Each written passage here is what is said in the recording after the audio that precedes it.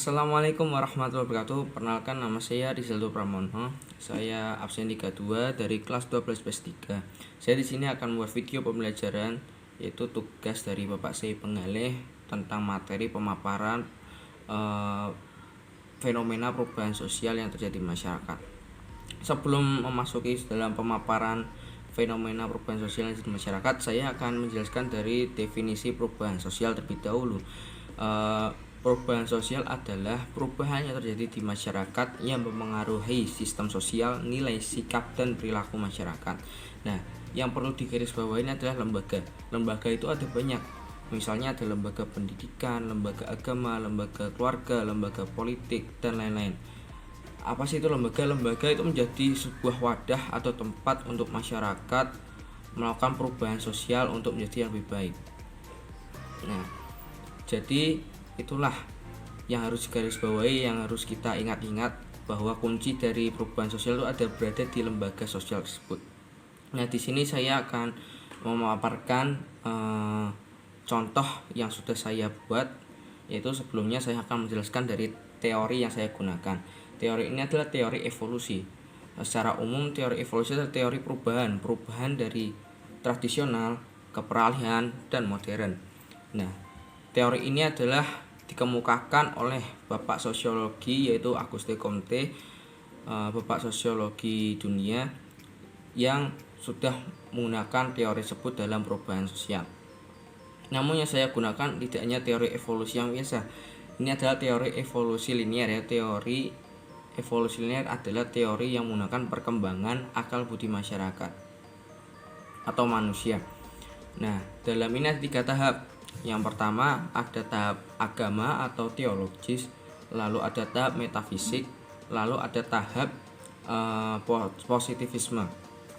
Secara umum pengertiannya adalah, kalau teori agama yaitu tahap agama yang pastinya adalah hubungan baik antara manusia dengan penciptanya. Lalu kalau tahap yang metafisik adalah tahap abstraksi atau kodrat atau hukum alam. Lalu yang terakhir adalah teori positivisme, yaitu teori pengembangan pengetahuan manusia. Pastinya setiap tahun manusia atau dalam waktu yang jalan ini, manusia akan memiliki pemikiran yang akan lebih baik dan jernih. Nah, itulah yang dimaksud dalam teori positivisme. Nah, yang saya ambilnya tahap agama. Tahap agama itu ada seperti teori evolusi, itu berkembang. Namun yang berkembang adalah kepikirannya, yaitu ada animisme, fetisisme, itu sama. Lalu ada politeisme dan monoteisme. Yang pertama saya akan menjelaskan animisme. Animisme adalah mempercayai bahwa benda di bumi seperti kawasan tertentu, gua, pohon, mungkin kepala tengkorak kepala, yang mempengaruhi jiwa yang mesti dihormati. Jika tidak dihormati akan membuat celaka manusia. Itu adalah pemikiran masyarakat pada zaman dahulu. Ya, misalnya inilah contohnya, merupakan bahwa bukti masyarakat dulu adalah pernah mempercayai bahwa benda-benda ini memiliki kekuatan yang sakral. Ini adalah kepala tengkorak yang dulunya mungkin di zamannya kakek saya atau mbah buyut saya yang mempercayai hal-hal ini. Lalu ada fetisisme. Fetisisme adalah hampir sama dengan animisme. Namun dalam penjelasannya, fetisisme adalah kepercayaan akan adanya kekuatan sakti dalam sesuatu benda tertentu yang akan bisa menjadi jimat dan bisa dibawa kemana-mana. Perbedaannya menurut saya ya, kalau ini pasti akan disembah oleh banyak orang.